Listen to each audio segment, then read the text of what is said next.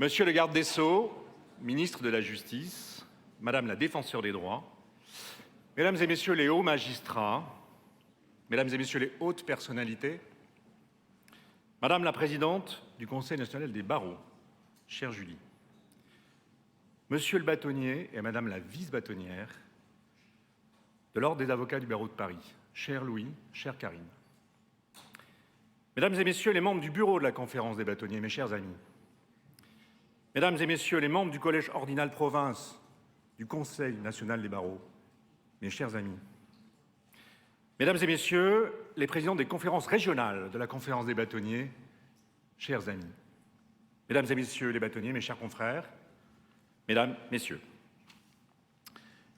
les bâtonniers et vice-bâtonniers des 163 barreaux de province sont parmi nous.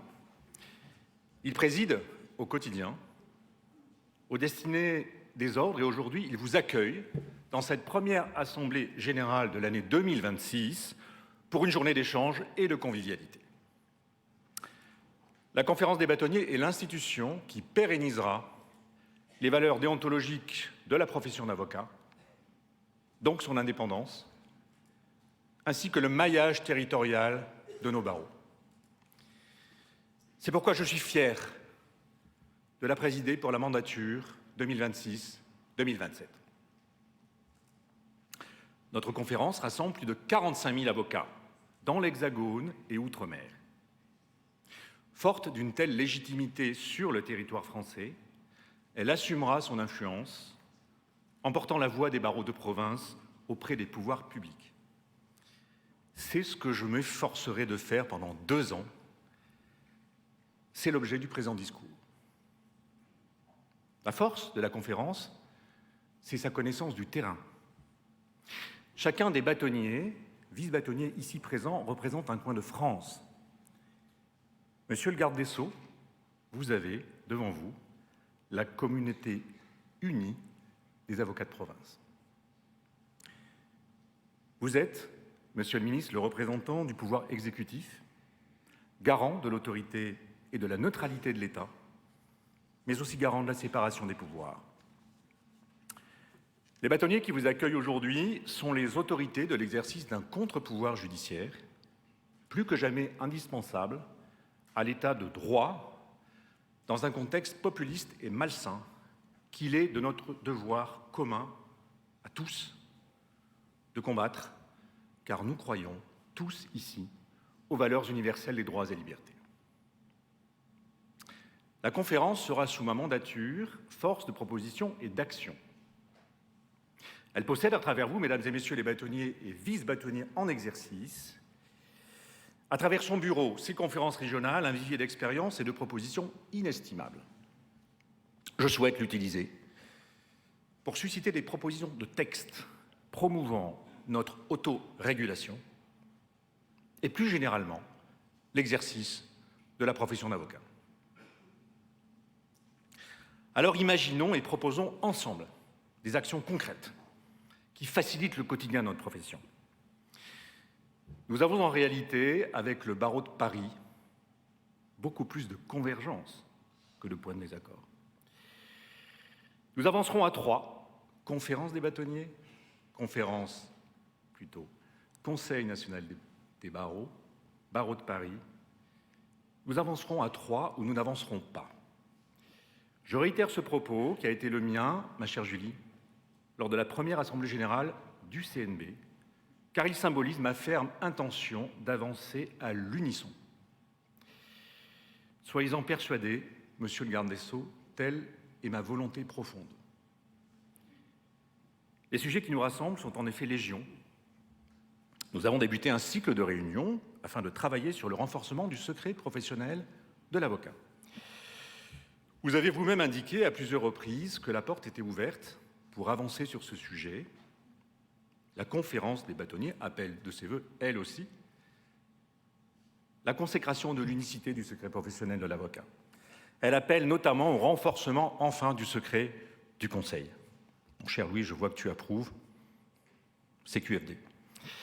Sous l'égide du Conseil national des barreaux, Julie, je ne t'ai pas oublié, sous l'égide du Conseil national des barreaux, nous avons, j'en suis certain, prochainement, parvenir à une avancée significative. Mais cette unicité du secret professionnel doit être obtenue, Monsieur le ministre, sans contrepartie, sans aucune monnaie d'échange. Car une fois pour toutes, admettons ensemble que le secret professionnel bénéficie non pas aux avocats, mais aux justiciables qu'il protège, car telle est sa seule vocation.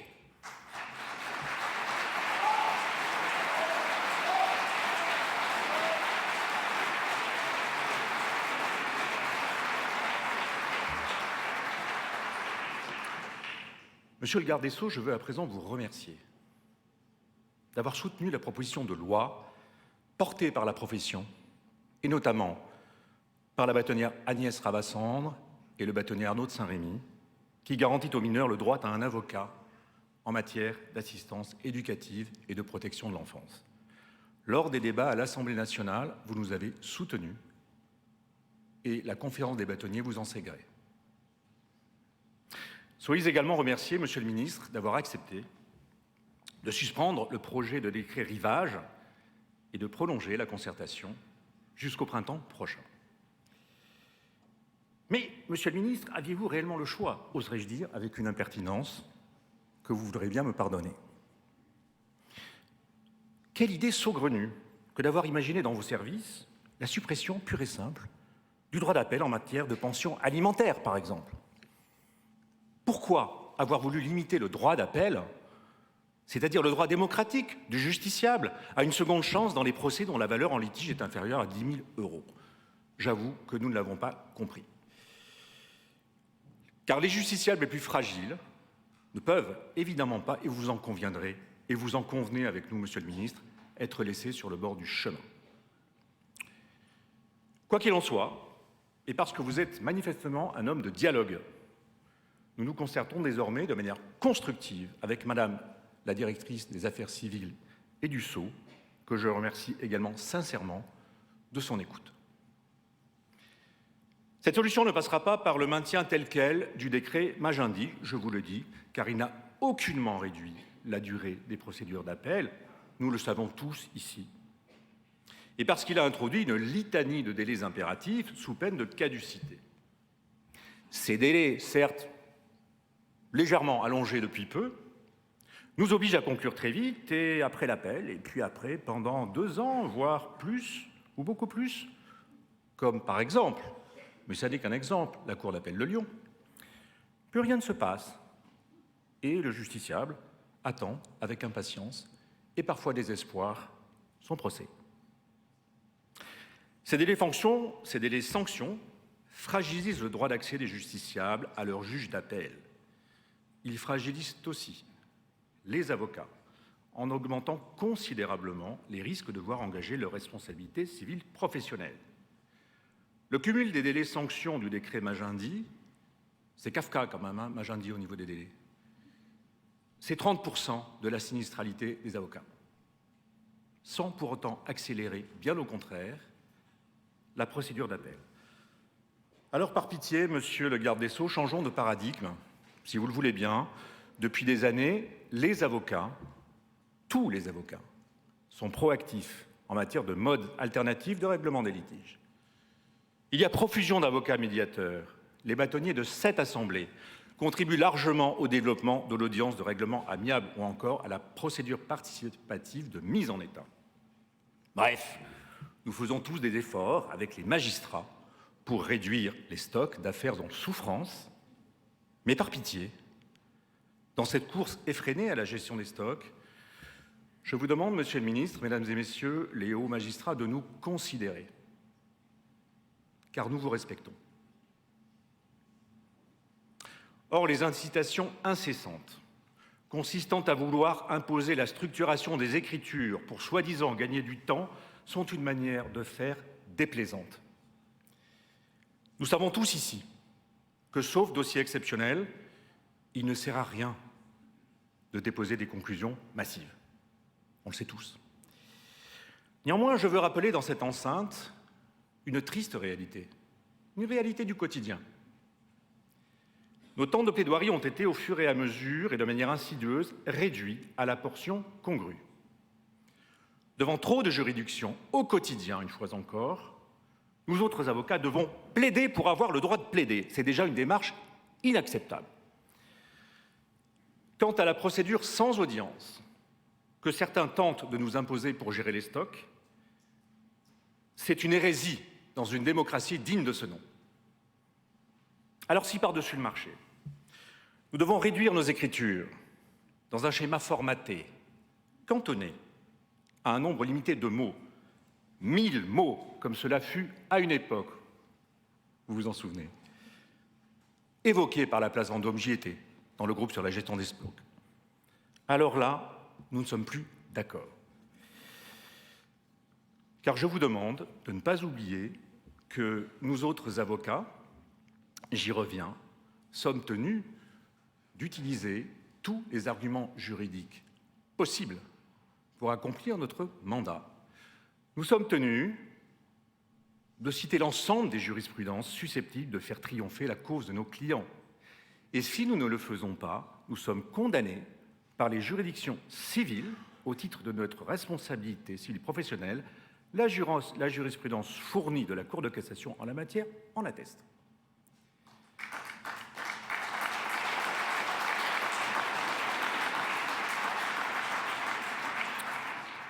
Pour toutes ces raisons et pour être très clair, Monsieur le garde des Sceaux, pendant mon mandat 2026-2027, je ne veux plus entendre parler de la structuration des écritures.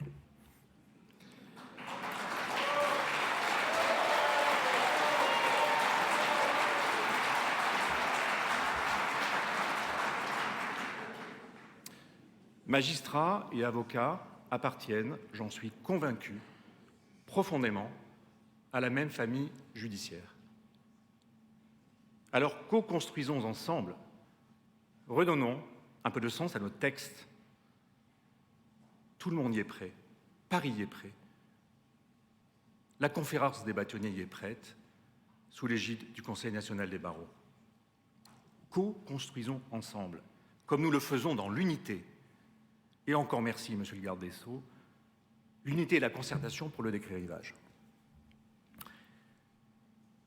Évoquons à présent, si vous le voulez bien, l'aide juridictionnelle, dont l'unité de valeur à 36 € n'a toujours pas été revalorisée depuis maintenant 4 ans. Nous connaissons tous la faiblesse du financement de l'aide juridictionnelle en France, plaçant notre pays bien en deçà de la moyenne européenne. L'indigence de cette contribution versée aux avocats au titre de l'AJ est d'autant plus choquante que selon les statistiques de la CEPEJ, Commission européenne pour l'efficacité de la justice, la France se situe en tête du nombre d'affaires prises en charge dans le cadre du secteur assisté. Il y a urgence pour l'État à prendre la mesure des contraintes financières qu'il fait peser sur les avocats, sur chacun de ces individuels libéraux qui assument financièrement un service public pour garantir l'accès de tous à la justice, au service, en l'espèce, des plus démunis.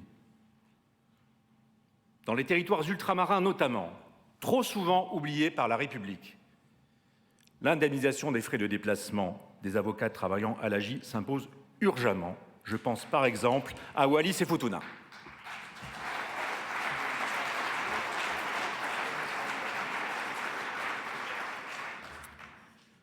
Pour financer l'intervention systématique d'un avocat aux côtés des mineurs en assistance éducative, vous semblez, je suis prudent, vous semblez, Monsieur le garde des Sceaux, en appeler à la solidarité entre les barreaux. Pardonnez-moi de vous le dire si directement, mais il n'appartient pas aux avocats de se substituer à l'État, Monsieur le ministre, pour financer un service public qu'il propose, à savoir permettre, à travers l'aide juridictionnelle aux plus indigents, d'accéder à un juge. Il s'agit là d'une inversion pure et simple des rôles.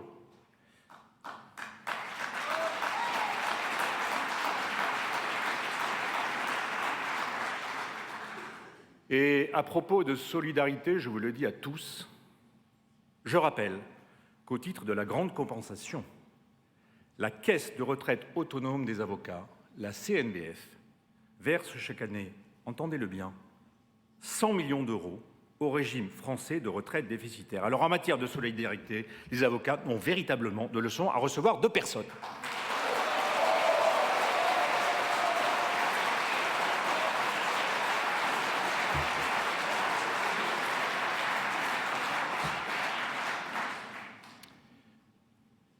Nous allons à présent évoquer le projet de loi sûre pour lequel, Monsieur le ministre, vous avez choisi, et je vous en remercie, d'ouvrir la concertation.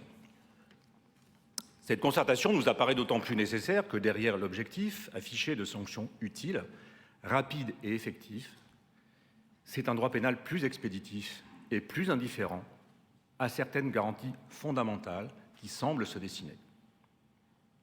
Une justice de plus en plus automatique, de moins en moins individualisée. Par exemple, la restriction drastique du sursis simple au seul casier vierge, avec un plafond de 2 ans, quelle que soit la peine prononcée, et la restauration de la révocation automatique, font du sursis non plus un outil pour donner du sens à une peine, mais un mécanisme implacable, contraire au principe d'individualisation des peines.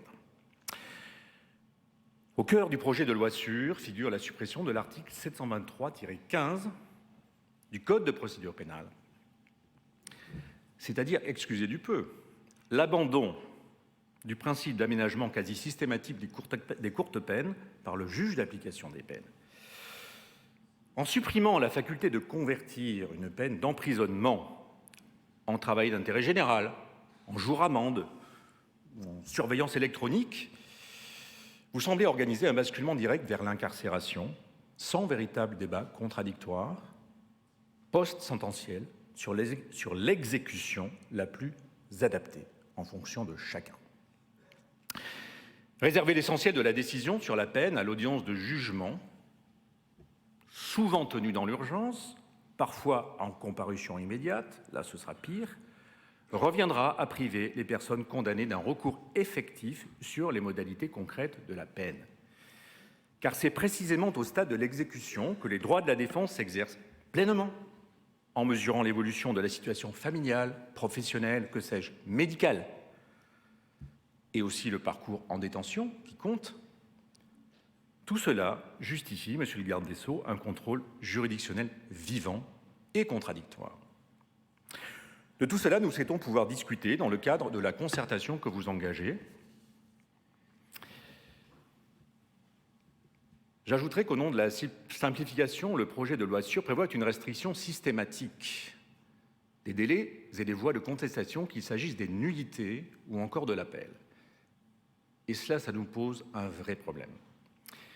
La réduction à 3 mois du délai, par exemple, pour soulever les nullités devant la chambre de l'instruction, couplée avec l'obligation de déposer des conclusions 5 jours ouvrables avant l'audience, impose, si l'on s'attache à la pratique, aux avocats des délais irréalistes dans des dossiers volumineux et complexes, comme très souvent devant la chambre de l'instruction. Quant à la faculté donnée au président de la chambre de l'instruction de rejeter seul par ordonnance, non susceptible de recours, des requêtes en nullité ou des appels qu'il estime manifestement infondés, elle augmente le risque de voir des atteintes substantielles aux droits de la défense écartés sans débat contradictoire réel. Je suis navré de devoir le dire. La conférence des bâtonniers sera d'ailleurs extrêmement attentive à la multiplication des ordonnances de tri, quelles que soient les juridictions concernées. La Cour européenne des droits de l'homme l'a rappelé à plusieurs reprises, le droit à un procès équitable, pardon de le dire, suppose un accès effectif à son juge, avec des délais raisonnables mais compatibles avec la préparation de la défense. En pratique, le texte actuel, et notamment celui qui concerne les nullités, s'il était adopté tel quel, fermerait la porte des juridictions d'instruction à de nombreux recours pourtant fondés, et cela, Monsieur le garde des Sceaux, nous ne l'accepterons jamais.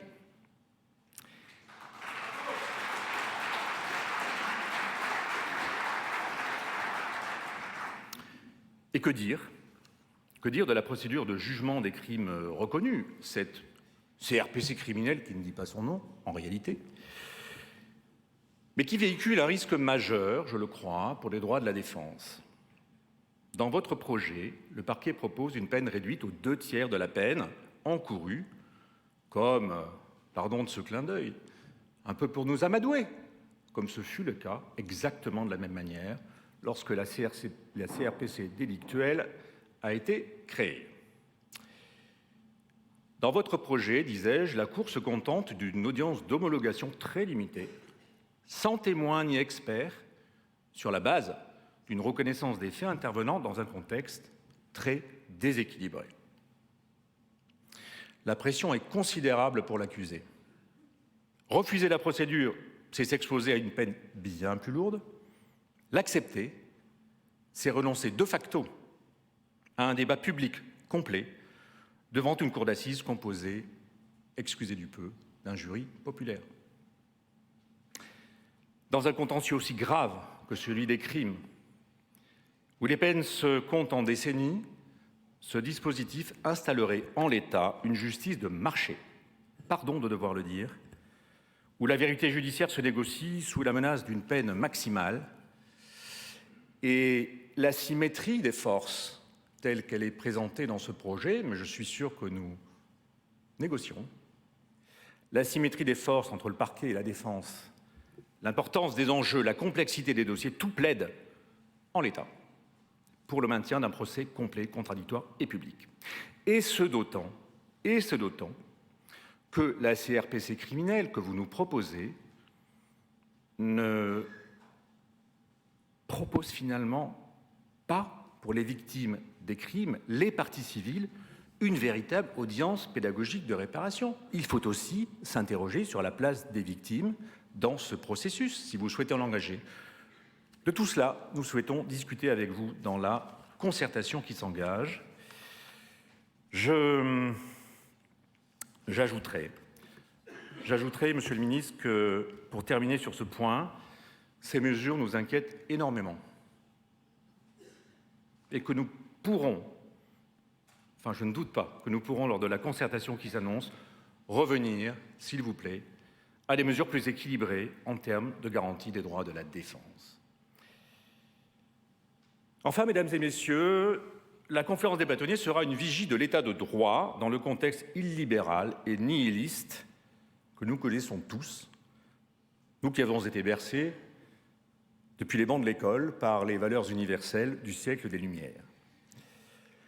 La conférence vient de créer un observatoire de l'état de droit pour une vigilance proactive sur les atteintes aux droits et libertés en France.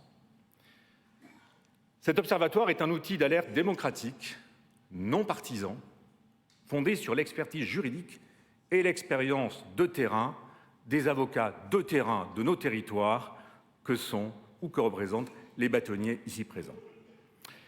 L'Observatoire a pour mission d'inventorier les projets ou propositions de loi, les projets de décret aussi, il y en a beaucoup, les pratiques administratives ou encore les politiques publiques. Cet observatoire, qui est ouvert à la société civile, exercera un rôle de surveillance en identifiant les mesures susceptibles de porter atteinte aux libertés, aux droits fondamentaux et à nos principes constitutionnels. Il entend aider à comprendre les enjeux démocratiques en cours et à nous réapproprier les principes fondamentaux qui constituent le socle commun de notre République. Dans la perspective notamment de l'élection présidentielle, l'Observatoire de la conférence fera résonner sa voix dans nos territoires, dans ces coins de France que j'évoquais tout à l'heure, que vous connaissez mieux que personne, mesdames et messieurs les bâtonniers, les vice-bâtonniers, ici présents, vous serez les vigies locales de l'état de droit. Je salue ceux qui ont déjà rejoint notre observatoire. Ce sont des avocats, bien sûr, mais aussi des universitaires, des journalistes, des associations, bref, des citoyens qui, pour rien au monde, vraiment pour rien au monde, ne céderont à la facilité du populisme ambiant pour sacrifier nos valeurs. L'Europe nous y aidera également. Je vous donne rendez-vous les 19 et 20 juin à Strasbourg pour une assemblée générale décentralisée de la conférence des bâtonniers, au cours de laquelle nous rappellerons tous ensemble, aux côtés du président de la Cour européenne des droits de l'homme, le président Guillaumard, que les textes européens seront bien sûr un rempart aux dérives illibérales qui nous menacent. Je salue également chaleureusement, même si elle n'est pas encore là, Madame la défenseure des droits, avec qui nous nous sommes longuement entretenus de la démarche de la conférence des bâtonniers. Nous avons trouvé bien des points de convergence, chacun restant bien sûr à sa place et dans son institution, dans le combat qui nous réunit tous ici préserver une République démocratique fondée sur les valeurs universelles de la Déclaration des droits de l'homme et du citoyen. Sur ce message d'espoir et de conviction, je vous souhaite, Monsieur le garde des Sceaux, Monsieur le ministre, Mesdames et Messieurs, chers amis, une magnifique année 2026.